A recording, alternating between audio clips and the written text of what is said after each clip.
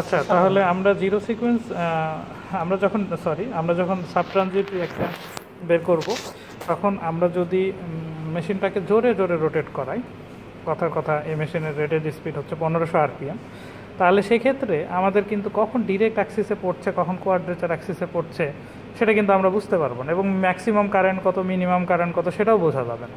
তো সেজন্য আমরা করব কি, এটাকে হাত দিয়ে ঘোরাবো এই মেশিনটাকে, এবং আমরা একটা র্যান্ডম ভোল্টেজ অ্যাপ্লাই করব।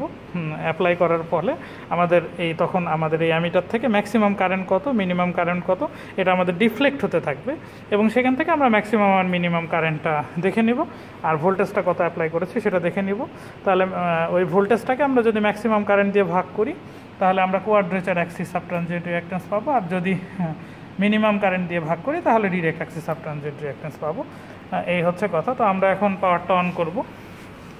পাওয়ারটাকে আমরা অন করলাম, এখানে একটা র্যান্ডম ভোল্টেজ দিলাম, দেওয়ার ফলে একটা র্যান্ডম কারেন্ট দেখা যাচ্ছে ফ্লো করছে। যেহেতু এটা আমাদের 100 অ্যাম্পিয়ার রেঞ্জে দেওয়া আছে, তাহলে এটা মোটামুটি 60 সামথিং, একদম 60 বরাবরই আছে যদি আমরা এভাবে দেখি। তো এবার আমরা এই মেশিনটাকে হাত দিয়ে ঘোরাবো আর কি। তো এভাবে যদি আমরা হাত দিয়ে ঘোরাই, আমরা অ্যামিটার, এই যে আমরা হাত দিয়ে এভাবে করে ঘোরাচ্ছি মেশিনটাকে, এভাবে যে কোনো একদিকে বা দুই দিকে, একদিকে ঘোরালেই হয়েছে। এইবার এদিকে যদি আমরা অবজার্ভ করি, তাহলে দেখেন কাঁটাটা কিন্তু ডিফ্লেক্ট হচ্ছে, এই যে কখনো মিনিমাম হচ্ছে, কখনো ম্যাক্সিমাম হচ্ছে। ম্যাক্সিমাম কত, মিনিমাম কত, এটাই আমাকে অবজার্ভ করতে হবে খুবই কেয়ারফুলি। তো দেখেন, আমরা দেখছি যে এটা যদি 60 হয়, তাহলে বাম পাশের এটা আছে 40, তাহলে মাঝখানে একটা 50, তাহলে 2 করে, তাহলে আমরা বলতে পারি যে মিনিমাম হলো আপনার 56, মিনিমাম যেটা আমরা দেখছি যে 56 হচ্ছে, আর ম্যাক্সিমাম হচ্ছে 62 আমার অবজারভেশনে যেটা আসতেছে। না, আরও বেশি হলো অ্যাকচুয়ালি, মিনিমামটা আরও মানে কম হবে আর কি, 55, 40,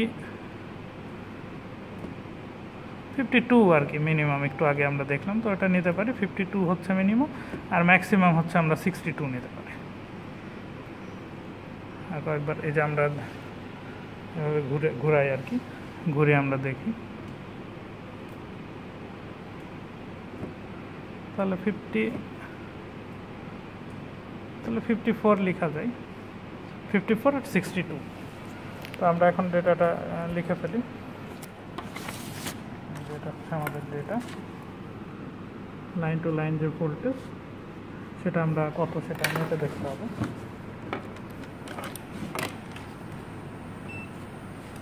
লাইন টু লাইন ভোল্টেজ তো মাত্র, লাইন টু লাইন ভোল্টেজ আছে হচ্ছে 39.02, তাহলে এটা আমার হইল 39.02, 39.02 ভোল্ট, আর ম্যাক্সিমাম কারেন্ট আমরা পেয়েছিলাম হচ্ছে 62 মিলি অ্যাম্পিয়ার, মিনিমাম পেয়েছিলাম হচ্ছে আমরা কত, 54 মিলি অ্যাম্পিয়ার। বাস, তাহলে এই ডেটাগুলো আমরা বসালে, আমরা ম্যাক্সিমাম এবং মিনিমাম কারেন্টগুলো বসালে আমরা ডিরেক্ট অ্যাক্সিস এবং কোয়াড্রেচার অ্যাক্সিস সাব ট্রানজিয়েন্ট রিঅ্যাকট্যান্সটা পেয়ে যাবো আর কি। তো দ্যাটস অল, থ্যাঙ্কস।